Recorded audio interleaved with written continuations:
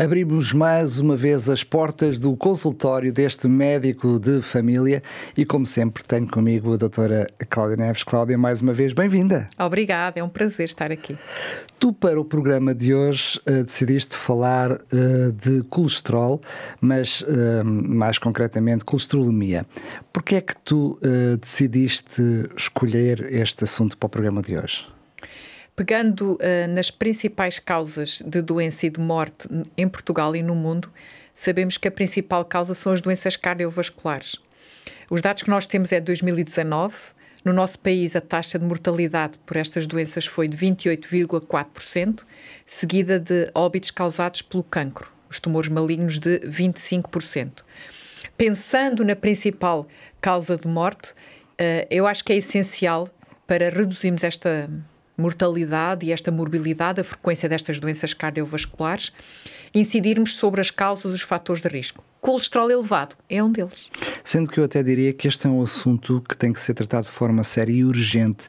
Apesar de ouvirmos falar muito sobre este assunto, eu diria que é preciso, é cada vez mais relevante abordarmos estes assuntos. Sim.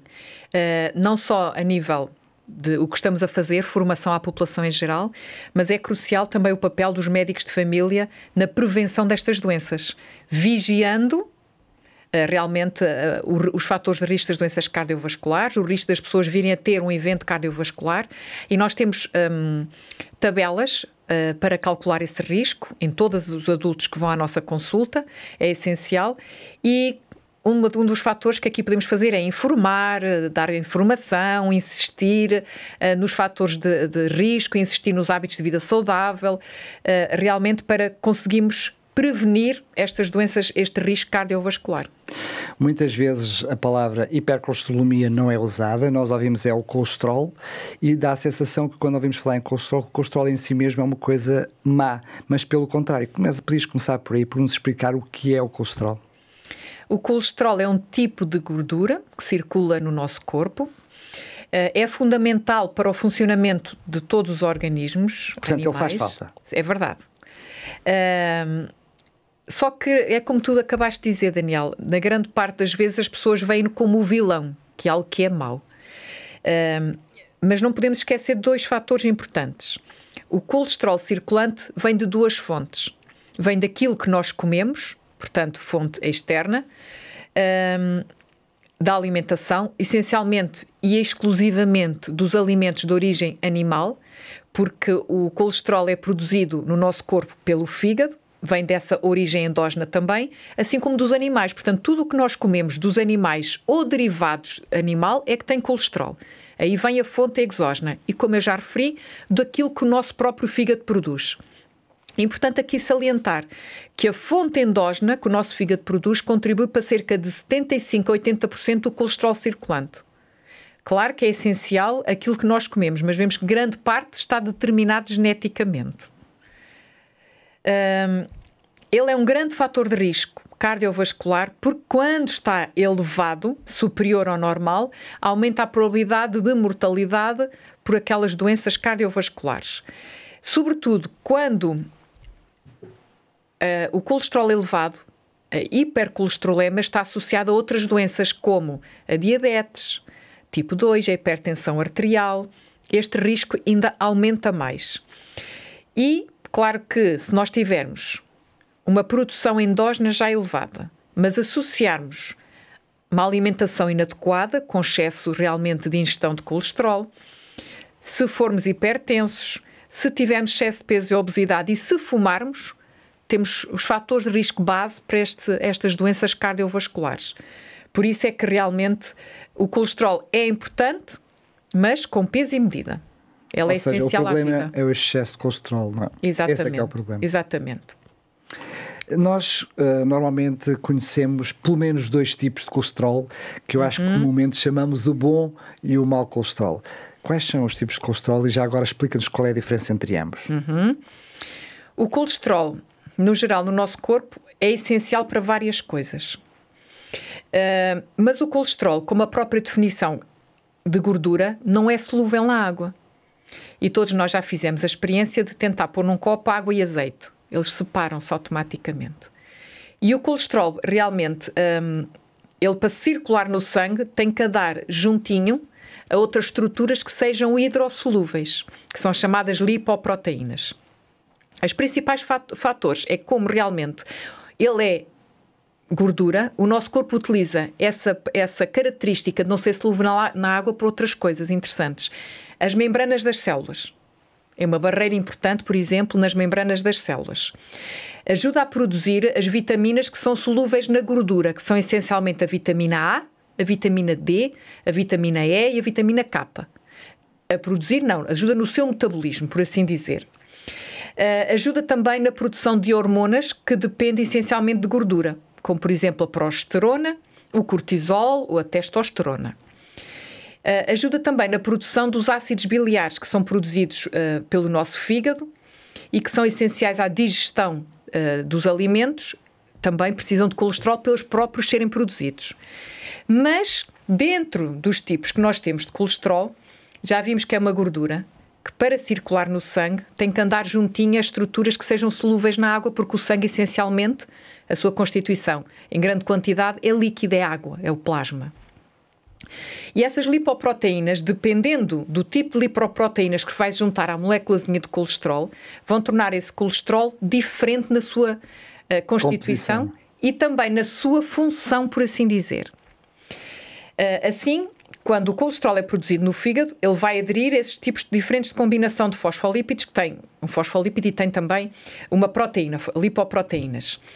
Quando se junta a uma lipoproteína de baixa densidade, Low Density Lipoproteins, temos o colesterol LDL, a sigla vem do inglês. E a principal característica deste colesterol acumula maior quantidade de gordura nas artérias, é o chamado mau colesterol. É o vilão. Exatamente. Depois temos, quando é uma lipoproteína de alta densidade, HDL, do inglês High Density Lipoprotein, nós temos um colesterol bom porque ajuda a remover gordura das artérias, para trazê-lo para o fígado, para a sua posterior excreção. E pensando nestes tipos principais, existem outros. Existe muito baixa densidade, os quilomicrons, existem outros tipos. Mas pensando nestes principais. Eu diria que seriam os dois grandes grupos. Sim. Quando nós pedimos umas análises, nós pedimos essencialmente o total, o bom, o HDL, e um outro tipo de gordura que nós estamos aqui a falar, mas também é importante, que é os triglicéridos ou triglicerídeos, pode-se dizer das duas maneiras. E depois existe uma fórmula que podemos calcular o mau pegando nestes valores. Apesar de que nas análises também podemos pedir o LDL, o chamado mau colesterol. O ideal é que o total esteja abaixo dos 190 mg por decilitro, nas análises de um adulto. O mau esteja abaixo de 115, sempre em miligramas por decilitro. E o HDL, que é o bom, que esteja acima de 40 no homem e de 45 na mulher, sobretudo depois da menopausa. Isto daria para um outro programa. A mulher depois da menopausa aumenta o risco deste tipo de doenças cardiovasculares. No entanto, cada vez mais estes números não são standard, ou seja, eu não posso aplicar estes valores a toda a população. Pelo contrário, estudos mais recentes mostram que até é mais individualizado, não é? Muito individualizado. Todos os adultos deveriam ter o mau abaixo de 115. Pronto, ponto. Independentemente de outros fatores de risco. E depois, nós calculamos o tal risco cardiovascular com vários scores que nós temos para calcular. Temos scores para o adulto, temos scores para um diabético. E o que é que entra em fatores de linha nesse score? Entra realmente o colesterol mau, o bom, a tensão arterial daquela pessoa, a sua idade, o género, se é um homem, se é uma mulher, se fuma, se não fuma. São estes os principais fatores. E depois, dependendo do risco, que pode ser baixo, pode ser moderado, pode ser alto ou muito alto, é que nós vamos dizer ou pôr um objetivo para aquela pessoa que colesterol é que nós temos. Ou seja, vou dar um exemplo prático. Alguém que já teve um AVC ou um infarto é um elevadíssimo risco. E nós temos, no adulto, temos de ter abaixo de 115 do mau. Nessas pessoas temos de ter abaixo de 55, para teres uma ideia. Um diabético, igualmente. Um diabético é como se fosse o equivalente a já ter tido uma doença cardiovascular. Somos muito mais exigentes. Tem que ter o colesterol bem abaixo também. Portanto, isto aqui entra em linha de conta com vários fatores. Olhamos para as análises, claro, mas as análises são um dos fatores para calcular esse risco cardiovascular. Claro que quanto maior o LDL, porque é que ele é mau? Porque ajuda a levar o colesterol que é produzido no fígado para as artérias, acumula, cria a chamada aterosclerose. E vai ali acumulando e maior risco de entupir as nossas artérias, não é?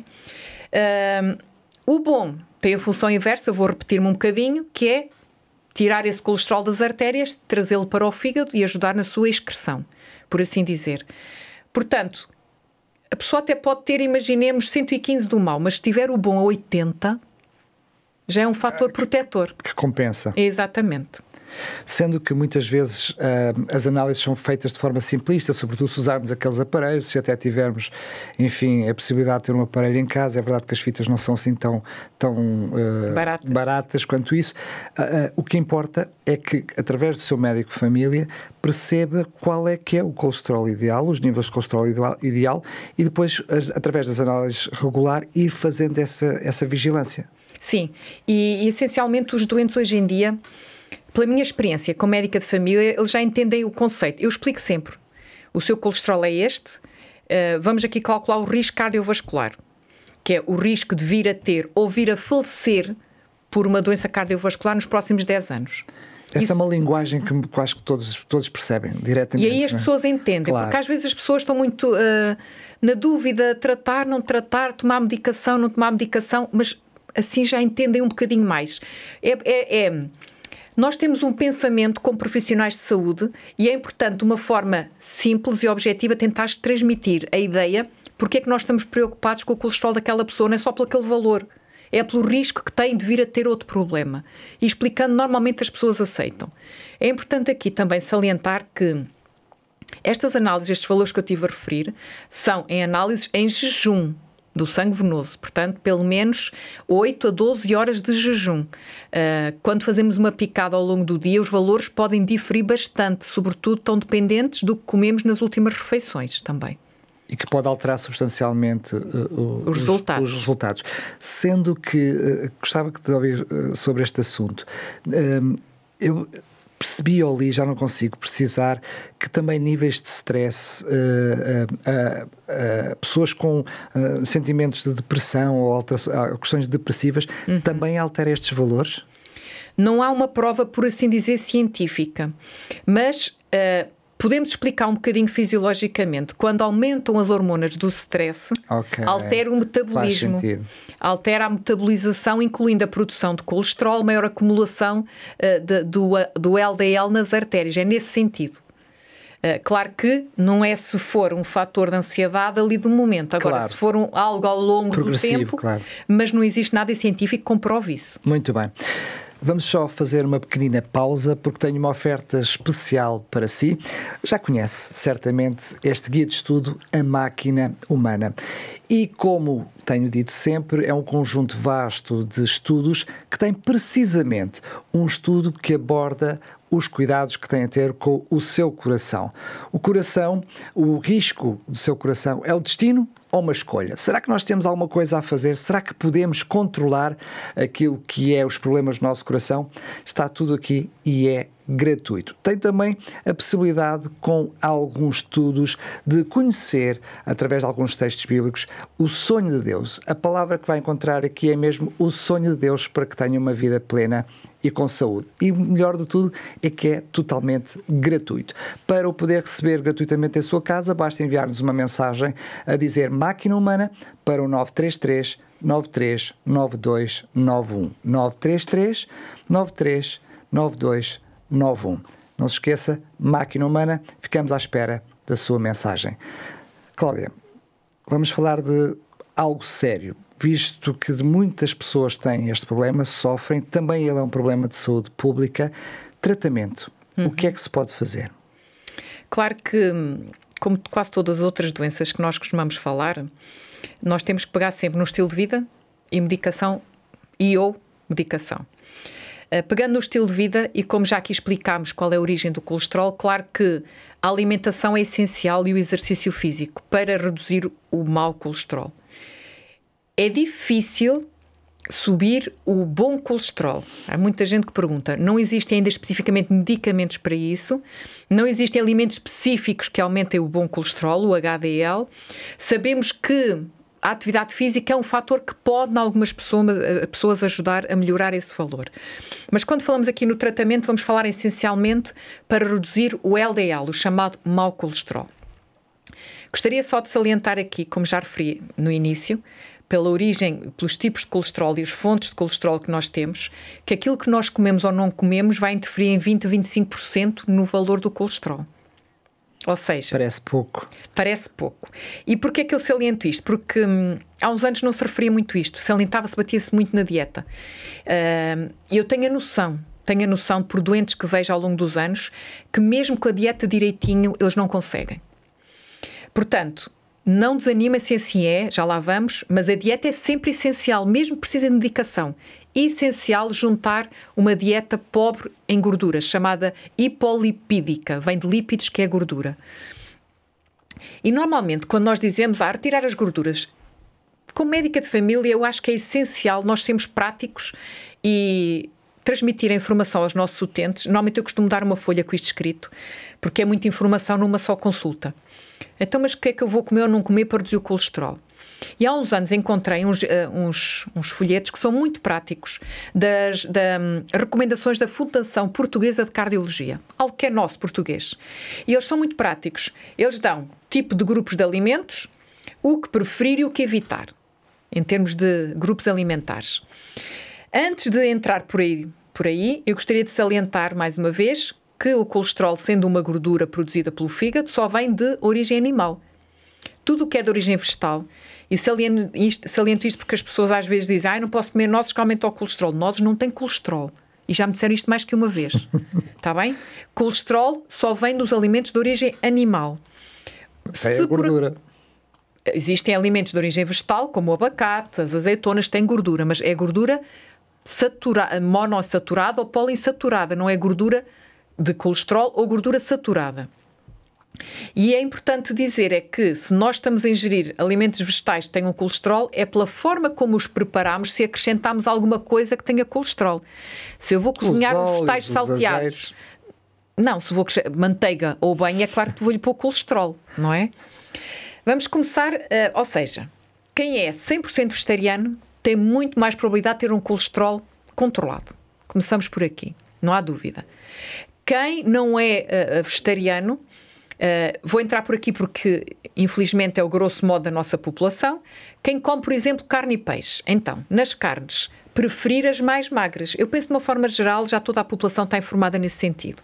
Portanto, as aves, essencialmente, o frango e o peru, e mesmo assim tirar peles e gorduras quando estamos a preparar para cozinhar. Não ultrapassar os 180 gramas por dia num adulto, por dia, não é numa refeição, por dia. De uma forma geral, nas sociedades ocidentais cada vez se consome mais carne e peixe, a quantidade é exagerada, não precisamos de tanto. Evitar o porco, as asas e o pescoço das aves, que alguns preferem o que tem mais gordura, mais colesterol. Os produtos de charcutaria em geral e as miudezas também são mais ricos em colesterol. E os produtos pré-cozinhados, que às vezes não nos lembramos disso, que também têm. Sejam rissóis, pastéis, folhados, croquetes, almôndegas e hambúrgueres. Também têm mais colesterol. Dentro dos ovos, de preferência 2 a 4 por semana, cozidos ou escalfados, que não acrescentemos gordura. Eu sei que existe muita informação na internet, eu já ouvi, podemos comer até 20 ovos por dia.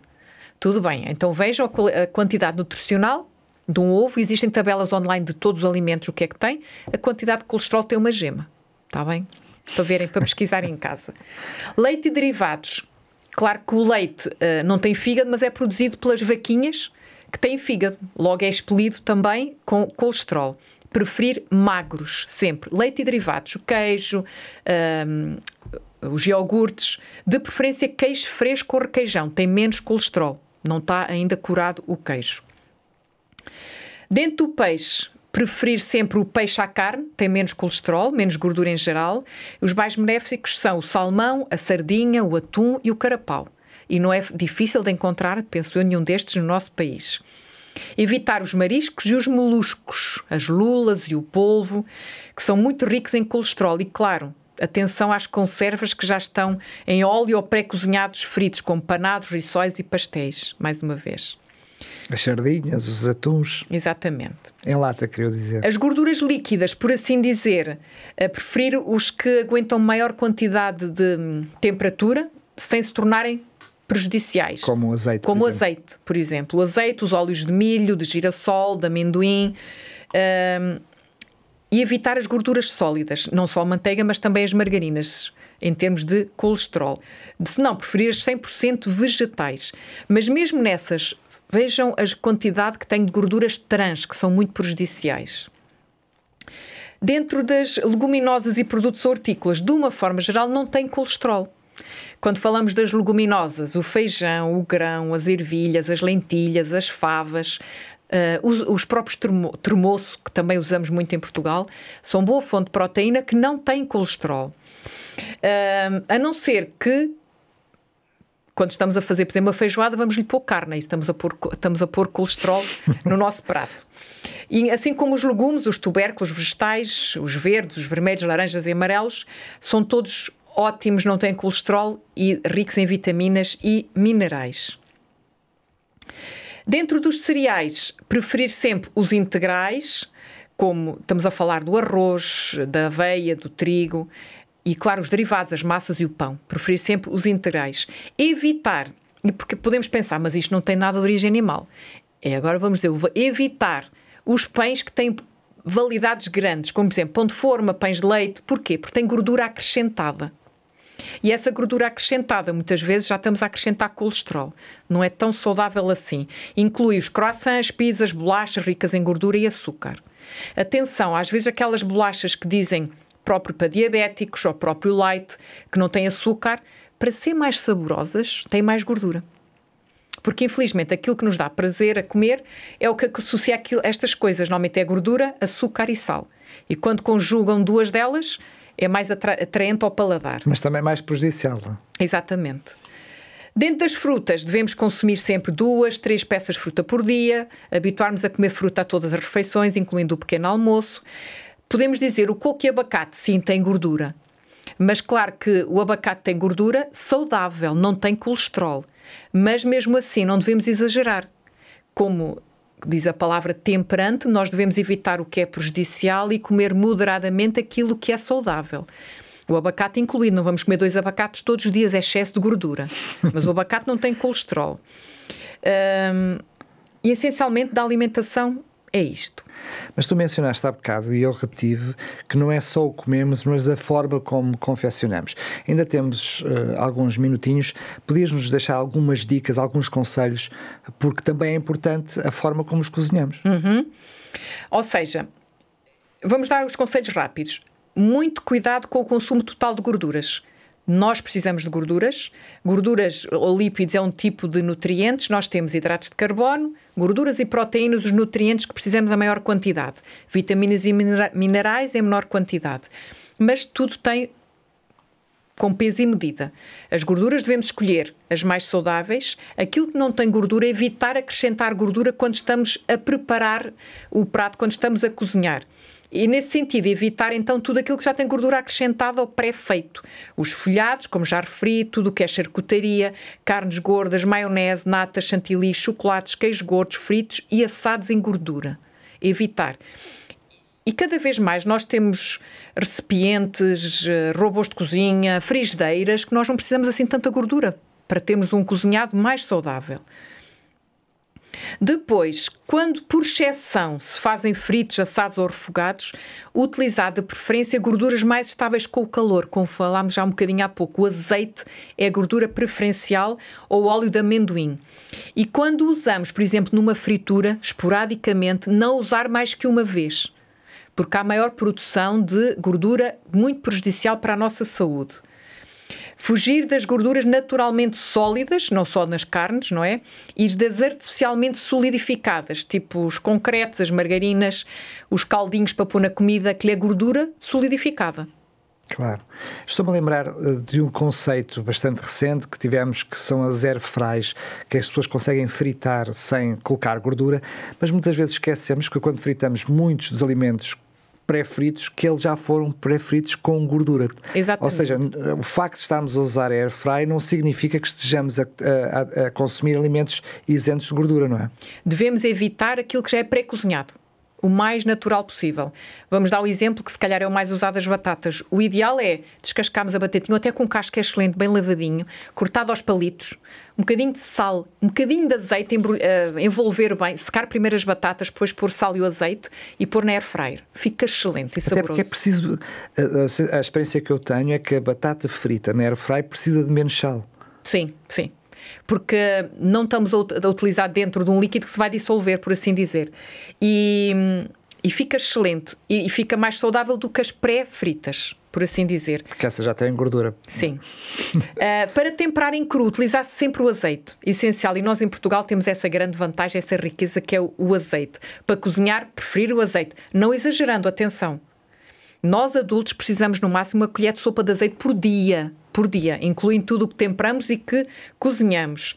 Comer sempre bastante fruta, hortaliça, as saladas, as sopas, a fruta fresca, que devem representar 40% a 50% do total daquilo que comemos diariamente. É importante reduzir a quantidade do que comemos em calorias, a vida das gorduras, dos açúcares e não exagerar também nas proteínas. Os vilões muitas vezes são os hidratos de carbono, por causa do peso. São bons os hidratos de carbono, é o que nos dá energia, de preferência integrais. Importantíssimo, comer apenas o suficiente para não engordar. Quantidade do que comemos. O exercício físico regularmente é essencial. Deixar de fumar, não porque aumenta o colesterol, mas é um fator de risco associado ao colesterol, aumenta o risco cardiovascular. E perder peso se tiver excesso de peso. Mais peso, maior probabilidade de colesterol elevado. E claro, falando aqui na origem do colesterol endógeno, não podemos esquecer que, apesar de todos estes conselhos postos em prática, grande parte da nossa população, muitas pessoas precisam de um medicamento para o colesterol, está bem? Se tiver o colesterol elevado, converse com o seu médico e pode salvar-lhe a vida, tomar um comprimidinho por dia para reduzir o seu colesterol. Aqui estão não só muitas dicas, mas muitos conselhos. E a oferta que eu tenho para si tem precisamente um conjunto alargado de conselhos para montar um prato saudável, e também vai encontrar aqui precisamente muitos dos conselhos que a doutora Cláudia trouxe para nós hoje de como preparar de forma saudável os seus alimentos. Está tudo aqui e é gratuito. É de graça, basta enviar-nos uma mensagem para o 933 939291, vou repetir, 933 939291, com as palavras máquina humana, para sabermos que é este guia de estudo a que se refere, e depois entraremos em contacto consigo para lhe enviar o guia de estudo gratuitamente para a sua casa. Dizer-lhe também que, para que este médico de família seja o seu médico de família, precisamos de conhecer quais são as suas dúvidas, os seus problemas, o que é que gostaria que abordássemos aqui no programa. Faça-nos chegar as suas sugestões também para o mesmo número de telefone ou também através das nossas redes sociais. Lembro também que todos os nossos programas, não só este, como todos os outros, estão disponíveis no nosso podcast em radiorcs.novotempo.pt. Cláudia, mais uma vez, muito obrigado e até ao próximo programa. Até à próxima. Hoje vamos dar a consulta como encerrada, mas no próximo programa contamos com todos, porque aqui todos têm médico de família.